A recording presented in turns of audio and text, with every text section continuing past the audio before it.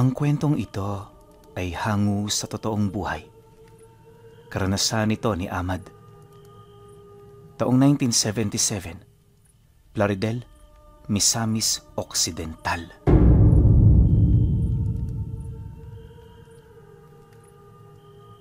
Ahmad, may demonyo ang bahay natin.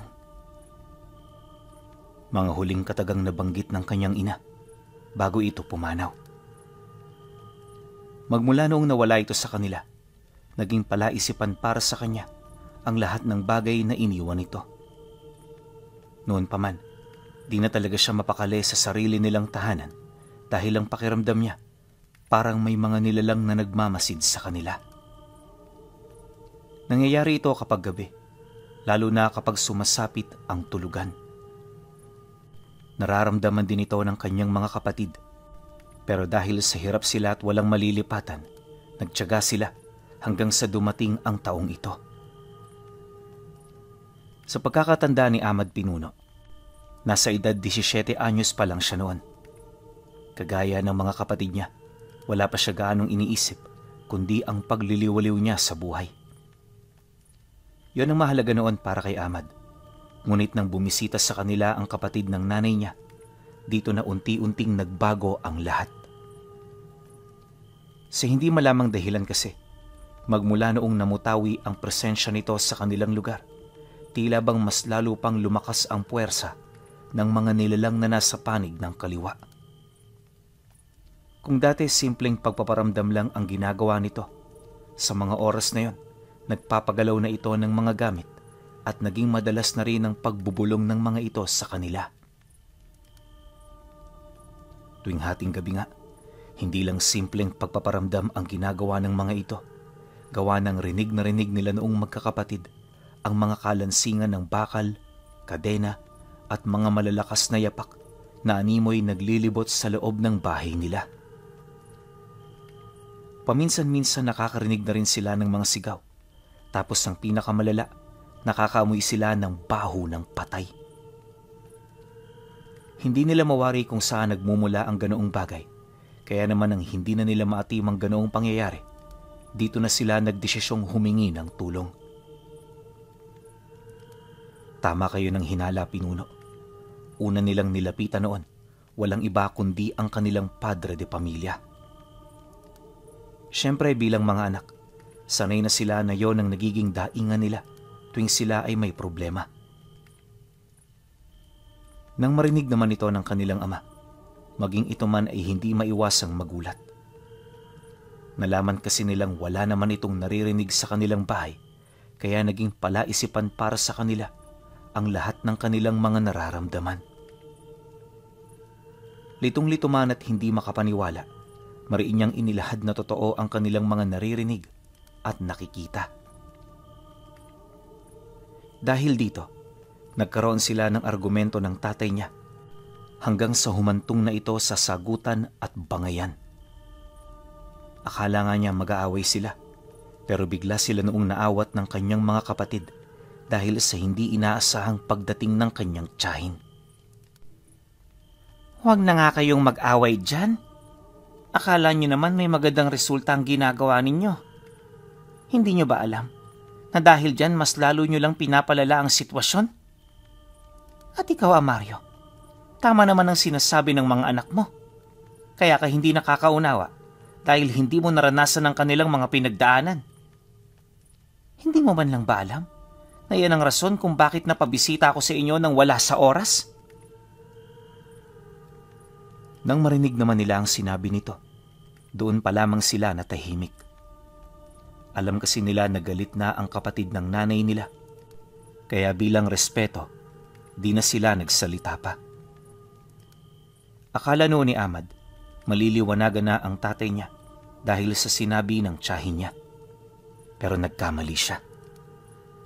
Nung marinig kasi nito ang lahat ng yon, medyo pabalang at papiloso po ang naging sagot nito. At dahil dito, kung kaya't nagpatuloy ang kanilang bangayan hanggang sa hindi na nakapagtimpi ang tiyahin nila. Alam nito na para sumang-ayon sa kanilang ama, kinakailangan nitong ipakita ang lahat ng nangyayari sa kanilang tahanan. May kutob kasi ito na kaya hindi yon pinaparamdaman ng mga nilalang ay dahil sa ayaw nitong umalis sila sa lugar. At ang ganoong rason ang naging daan upang magdesisyon ito na sapilitang imulat ang ikatlo nitong mata. Walang sabi-sabi, biglang hinawakan ng tiyahin niya ang noo nito kasabay ng pag-ihip nito ng mga buhay na salita. Mabilis yung nanood sa noo ng kanyang ama, kaya naman medyo nahilo ito ng ilang segundo. Pagbalik ng ulirat nito, takang-taka yun ukol sa mga nangyari. Gayunpaman, wala itong napansing pinagbago sa katawan niya, kaya hindi naman ito naalarma. Nang masipat naman yun ang tiyahin niya, kasabay ng pag-wika nito ng, "Mamayang gabi, tingnan natin kung makatulog ka." Pagkasambit nito ng mga katagang yon, agad itong pumasok sa tinutuluyan nitong silid. Dahil sa ginawa nito, kung kaya't nagtapos na ang kanilang argumento. Wala naman ang naging reaksyon ng kanyang ama. Gawa ng ang buong akala nito, walang nangyari sa kanya. Subalit nagkamali siya. Dapit hapon pa lang, habang nagsasara sila ng bahay, napansin niya na parang hindi na ito mapakali. Yung paningin nito umiikot na sa loob ng bahay nila, tapos yung wisyo nito parang palagi nang lumilipad. Bukod kasi sa pagiging aligaga, hirap na rin sila na ito ay makausap. At ang mas nakakapagtaka pa sa lahat, hindi na ito nakakagawa ng kanyang trabaho na malimit naman itong ginagawa kapag gabi. Dala ng kuryosidad, mahinahon siya roong lumapit para magtanong. "Tay, may problema ho ba kayo?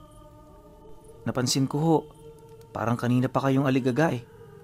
Di nga kayo nakakain ng maayos, kaya nag-aalala na talaga kami sa inyo." Nang marinig naman ito ng kanyang ama, bigla siya nitong inakbayan, sabay turo sa kanya sa kisame ng bahay nila. Turo ito ng turo pero wala naman siyang nakikita.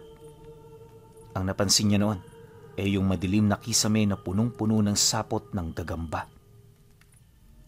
Medyo nagtataka talaga siya dahil yung pakiramdam niya may nangyayari talagang hindi dapat. Gayunpaman, patuloy lang siya sa pakikipag-usap hanggang sa dito niya na narinig ang kanyang ama na magsalita ukol sa mga pugot na ulong nakalutang sa kisame ng bahay nila. Hindi yun kapanipaniwala noong una, pero habang tumatagal na pinapakinggan niya ang mga testamento nito, doon na rin siya unti-unting nakakasilay ng mga nilalang. Maya-maya pa, bago naman ito tuluyang magpakita sa kanya, bigla siyang hinawi ng tiyahin niya. Paglayo niya sa tatay niya, nanermo na naman ito, kaya hindi na rin siya nakapagsalita. Gulat na gulat siya noong mga sandaling yon, dahil yung mga nangyayari sa kanila, di na talaga normal. Ilang minuto pa ang lumipas, buhat sa pag-aaway ng dalawa, nagdesisyon na silang pumasok sa silid nila. Gustong-gusto na nila noong matulog, para naman maikalma na nila ang kanilang mga sarili. Pero habang lumalalim ang gabi, mas lalong nag-iiba ang simoy ng hangin. Wala siya noong naririnig sa loob ng bahay, ngunit ramdam niya na parang may mga nilalang sa labas ng silid nila. Di man niya ito nakikita pero alam niya na nakatayo ito, tahimik na nagmamasid sa kanila. Akala niya kaya niya itong ipagsawalang bahala, pero habang tumatagal, para bang hindi na niya maatim ang presensya ng mga nilalang. Dala ng kuryosidad, dahan-dahan siyang gumapang papalapit sa pinto para sumilip sa labas. Medyo may edad na rin kasi ang bahay nila, kaya yung mga dingding sa loob may mga butas na. Pagsilay naman niya sa may bandang sala, biglang nanlaki ang kanyang mga mata matapos siyang makakita ng mga nilalang na hindi dapat naroon sa lugar na yon. Paglalarawan niya sa mga ito, para naman yung tao kung titingnan, pero yung mga anino nito, animoy sumasayaw na parang usok. Naninilaw din ang kanilang mga mata, tapos yung mga buhok nila nakatayo at hindi nakababa. May mga nakausli rin yung pangil at kasabay ng kanilang paghinga ay ang panaka-naka nilang pag-ungol. Akala niya nung una na mamalikmata lang siya, kaya naman kusot siya ng kusot ng mga mata niya. Ang kaso lang, yung mga nilalang na naroon sa kanyang harapan, hindi na talaga nawala hanggang sa dito na niya nasilayan ang kanyang ama na lumabas mula sa loob ng silid nito. Dahan-dahan itong naglakad patungo sa kinaroroonan ng mga nilalang na yon na parabang kilala niya ang mga ito. Nang mapansin naman ito ni Ahmad, sinubukan niya itong tawagin para pabalikin pero hindi siya nito dininig. Hindi naglaon, nagdesisyon siyang lumabas. Ngunit bago pa man siya makaalis sa butas kung saan siya nakasilip, nakita niya ang tiyahin niya na nakatayo sa may bandang pinto sa loob ng kwarto nito. Maging ito man, hindi nangahas na lumabas, kaya nang masipat niya ito, nawala na rin sa kanyang isip ang pagmamalabis niya na tulungan pa ang tatay niya. Naisip niya na kung pupuntahan niya ito, may posibilidad na madamay lang siya. At anuman ang pakay ng mga nilalang na yon sa kanyang ama, nasisiguro niya na hindi ito magiging maganda. Pagkaraan pa ng ilang segundo, nang makalapit na ito sa nilalang, kitang-kita niya kung papaano pumasok sa loob ng sistema nito ang mga nilalang na naroon. At sa isang iglap, lahat yon ay nawala, kasabay ng pag-iba ng kulay ng balat ng tatay niya. Maya-maya pa, bigla itong lumabas ng bahay at walang kaabog-abog na naglakad sa kalaliman ng gabi. Pagsilay naman dito ng tiyahin niya, agad nitong isinara ang pinto habang naghahabol ng hininga. Nang masipat niya yung lumabas na, di na rin siya nagdalawang isip na puntahan ito. Pagdating niya sa kinaroroonan nito, agad na inilahad ng tiyahin niya ang tungkol sa mga nangyari. Ayon dito, na ang mga nilalang sa loob ng kanilang tahanan ay nakipag-isang dibdib na sa kanyang ama. Matagal na itong hinihintay ng mga nilalang, kung kaya't di na nito maiwasang magparamdam sa kanila. Mariin din itong inilahad na hindi ito likas sa kanilang tahanan, ngunit dahil sa pumanaw na ang kanilang ina, kung kaya't nagkaroon ng lamat ang mga kulungan nito. Dagdag pa ng tiyahin niya na, dati umanong espiritista ang yumaon niyang ina, kung saan sa kabuuang lugar ng Misamis, ito ang pinakabantog sa lahat. Kakaiba kasi ang abilidad nito, gawa ng imbis na nakatuon ito sa pagtatawag ng espiritu, ginagamit niya ang kanyang abilidad para humigop ng mga demonyong sumasapi sa katawan ng tao.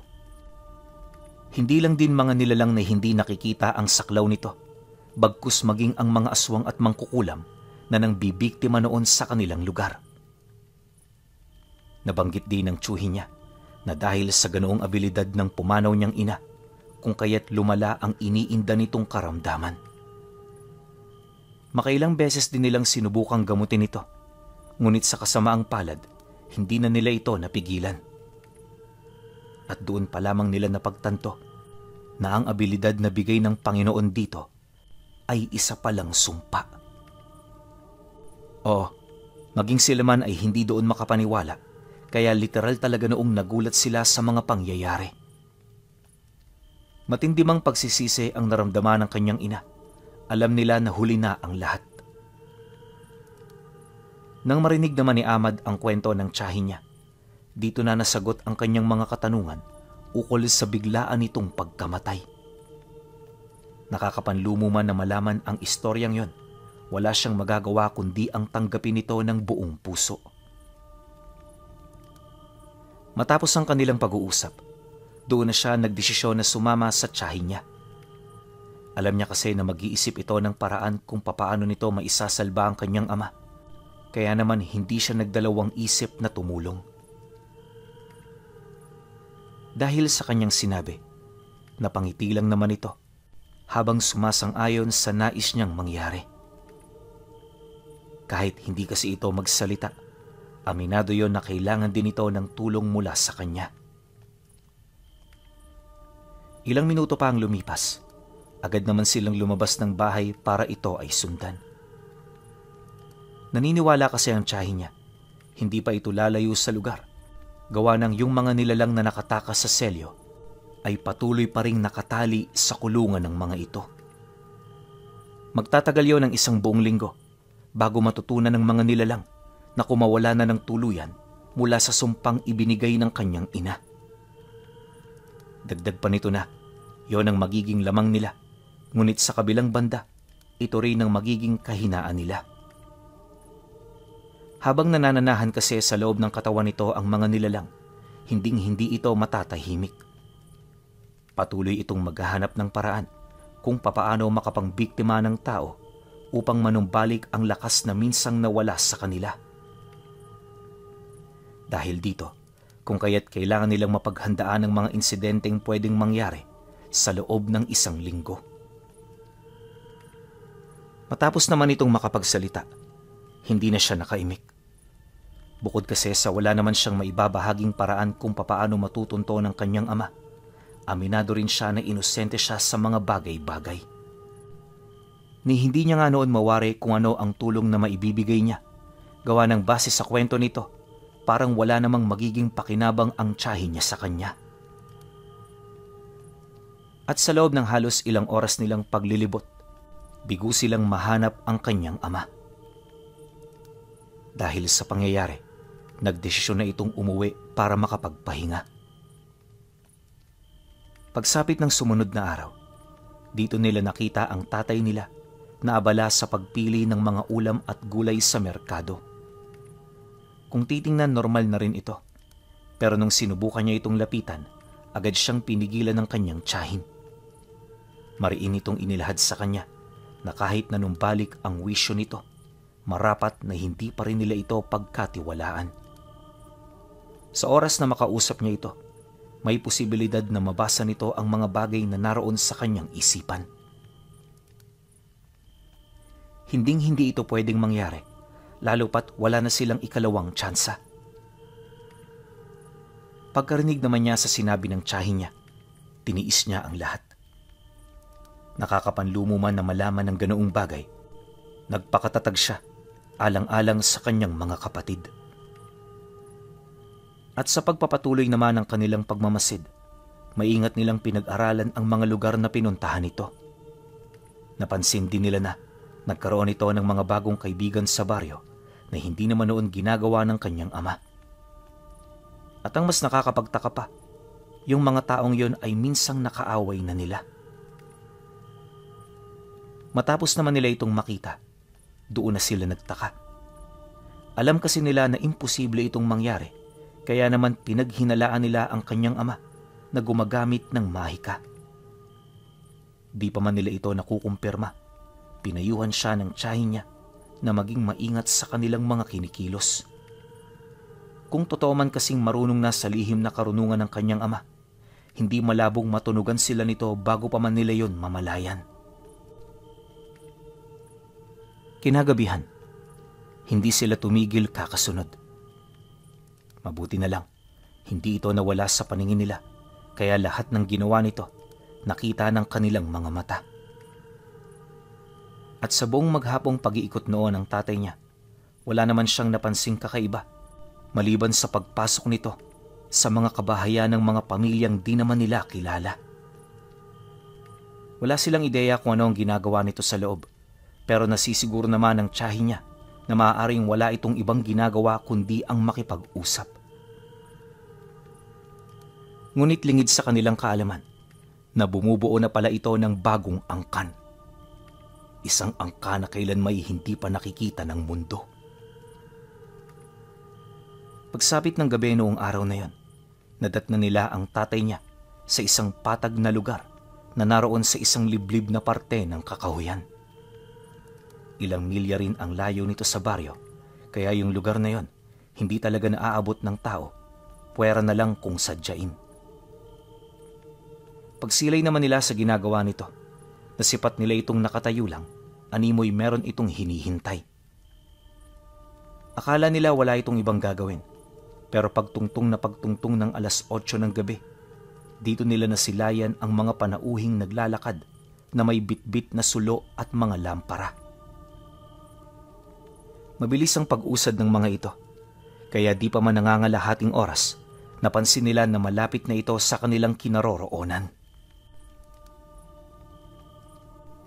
Pagdating nito sa patag kung saan naroon ang kanyang ama, bigla itong nagsiluhod habang binabanggit ang mga pangalang hindi nila mawari kung kanino. Paulit-ulit itong sinasabi ng mga nilalang na para bang may tinatawag ang mga ito. Maya-maya pa, laking gulat na lamang nila nang masipat nila ang mabilis na paglaki ng bunganga ng kanyang ama.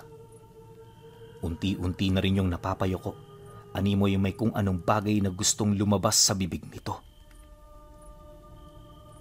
Ilang segundo pa ang lumipas. Nagluwal ito ng kakaibang itlog na halos kahalintulad ng baso ang itsura. Akala nga nila hindi yun itlog, pero nang masipat nilang napipisa ito, doon na sila kinutuba ng hindi kaaya-aya. Di nagtagal, may lumabas na isang nilalang sa mga itlog. Para itong isang serpenteng gumagapang mula sa ilalim ng lupa hanggang sa marating nito ang kanyang mga biktima. Walang sabi-sabi, agad itong lumundag kasabay ng mabilis nitong pagpasok sa bunganga ng mga naroon. Dahil sa pangyayaring yon, bigla namang napuno ng atungal ang buong paligid hanggang sa mapilitan na yung magsipulasan kung saan-saan. Yung iba piniling bumalik sa lugar nila, ngunit bago pa man ito makalayo, humandusay na ito sa lupa. Sa unang tingin iisipin mong patay na ito, pero pagbalot ng katahimikan sa paligid, biglang nagsitayuan ang mga ito. At sa puntong yon, tahimik na ang lahat, animoy wala man lang nangyaring kakaiba. Muli rin itong nagsilakad pabalik sa kinaroroonan ng kanyang ama, indikasyon na may mga nakasapi na sa kanilang mga katawan. Pagsikumpulan naman ng mga ito, panay na ang pag-atungal nito na animoy hindi mapakali. Ayon sa kanya, na sa lugar na yon nasaksihan nila ang katakatakot na pwedeng gawin ng isang tao. Merong sumisigaw, humihingi ng tulong, at kung ano-ano pang hindi inaasahang kilos. Subalit ang pinakatumatak talaga noon sa kanya ay nung makita niya ang isang lalaking pilit nitong pinaikot ang sarili nitong ulo. Di ba, kung ordinaryong tao mamamatay ka agad sa ganoong proseso? Pero yung taong yon, parang hindi man lang nasaktan sa ginawa niya. Pagbalik naman ng ulo nito, nakita nilang nakalaylay na ang dila nito habang dumadaloy dito ang sarili nitong dugo. Nang masipat naman ito ng ibang mga nilalang sa paligid, bigla nitong sinunggaban ng lalaki habang walang habas na pinagkakakagat sa iba't ibang parte ng katawan. Hindi nagtagal, nang rumupok na ang balat nito, nagawa na ring mapunit ng mga nilalang na yon ang mismong laman hanggang sa mabukan na nila ang dibdib nito. Pagdukot naman ng mga ito sa laman loob ng lalaki, wala na rin yung nagawa kundi ang sumigaw ng sumigaw habang pilit na tinutulak ang mga kasamahan nitong nakadagan sa kanya. Subalit sa kasamaang palad, agaran din naman yung namatay matapos itong magtamo ng matinding pinsala sa buo nitong katawan. Matapos namang makakain ng lahat ng nilalang, dito na nagsimulang magsalita ang kanyang ama. Ngayon, alam nyo na ang lasa ng tao. Hanggat mahina pa tayo, kumain tayo ng kumain sa mga baryo.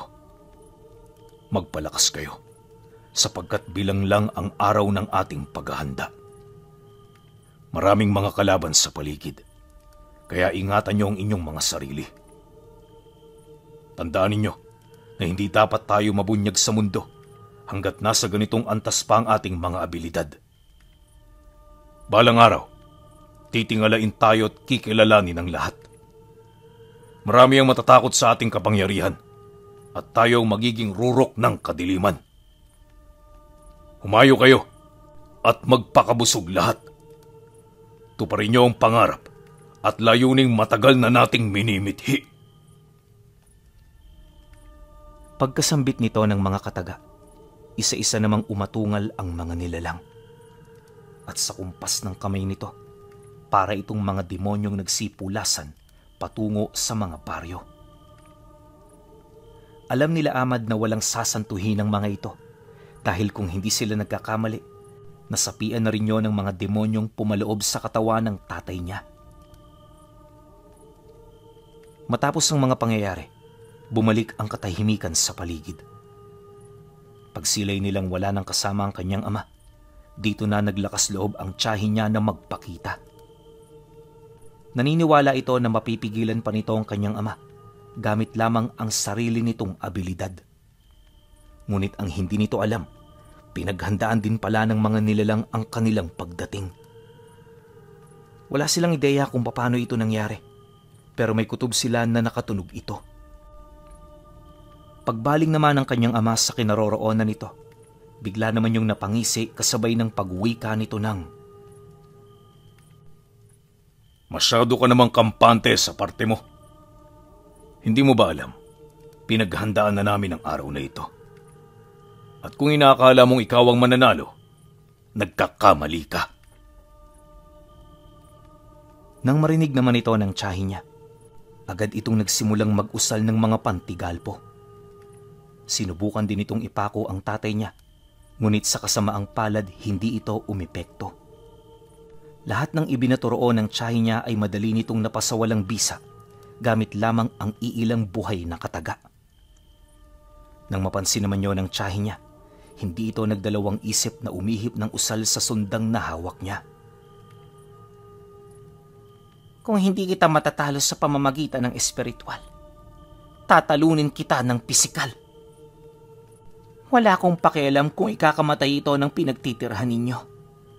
Ang mahalaga, maibalik kayo sa lugar kung saan kayo nababagay."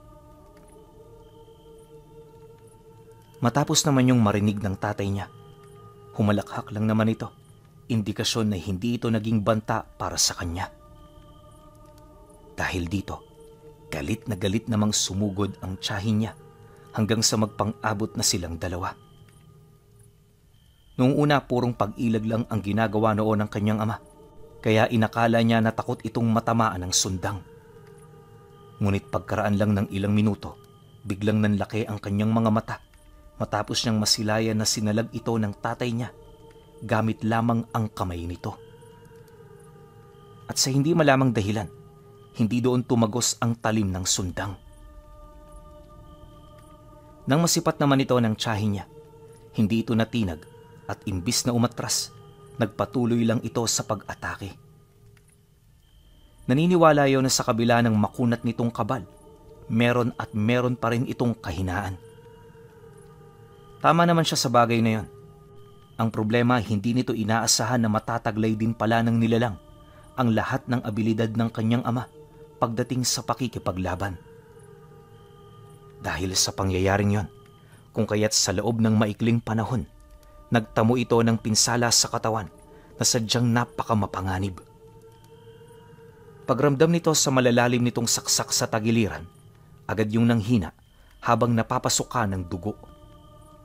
Unti-unti na rin yung napaluhod. Ngunit sa kabila nito, ginawa pa rin ito ang lahat upang makaligtas sa ganoong sitwasyon.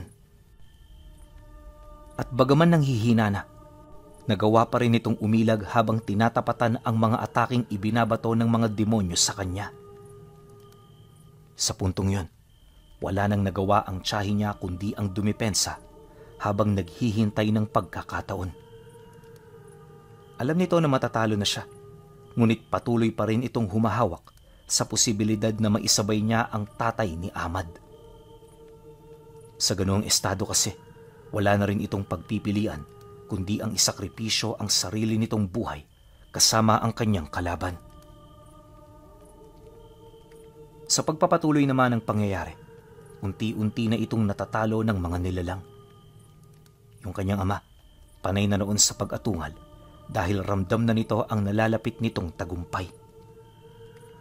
Ngunit nang maunawaan ni Ahmad ang ibig gawin ng tiyahin niya, dito siya naglakas loob na magpakita sa pinagtataguan niya. Wala siya noong ibang hangad kundi ang makuha ang atensyon nito upang makapagbigay dito ng sapat na panahon. Mapanganib man kung iisipin, nasisiguro niya na tanging yun na lang ang magagawa niya para makatulong. Pagbaling naman ang tingin sa kanya ng nilalang, bigla naman itong kumaripas ng takbo papalapit. Habang papasunggab na ito sa kinaroroonan niya, ramdam niya ang matindi nitong pagmamalabis na paslangin siya. Subalit imbis na matakot, tinatagan niya ang kanyang loob. Naniniwala siya na kahit puspos na ang kanyang ama, meron pa rin itong natitirang kamalayan sa kalooban niya. Ito ang pinanghawakan ni Ahmad, kaya kahit punong-puno ng takot, hindi niya ninais na tumakbo. Nanatili siya noon sa kanyang kinaroroonan hanggang sa makalapit na ito. Sa mga sandaling yon, inakala niya na yun na ang katapusan niya, pero bago siya sagpangan ng kanyang ama, nakita niya na umiiyak ito. At sa halip na tulungan siya nitong paslangin, pilit nitong inilihis ang nakamamatay nitong atake. Dala ng pagkagulat, agad siyang napalingon sa kinalagpakan nito habang sinasambit ang pangalan ng kanyang ama. Nang marinig naman ito ng tatay niya, dito na ito tuluyang napahagulgol sa iyak. Paulit-ulit siya nitong inabisuhan na tumakbo na hanggang sa hindi nito namalaya na nakarating na pala sa likuran nitong bahagi ang tiyahin niya. Walang sabi-sabi, tinuluyan nitong tapyasan ang ulo gamit ang natitira nitong lakas. Paggulong ng ulo ng tatay niya sa lupa, dito na rin napahandusay ang tiyahin niya dahil sa matinding pagod at lubha ng pinsalang natanggap nito. Paglapit naman niya rito, napagtanto niya na binawian na rin pala ito ng buhay. Hindi man yun kapanipaniwala, alam niya na wala na siyang magagawa.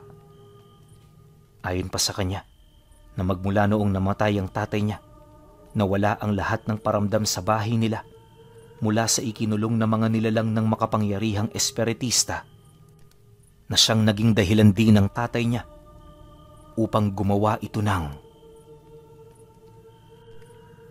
walang katumbas na bagong angkan.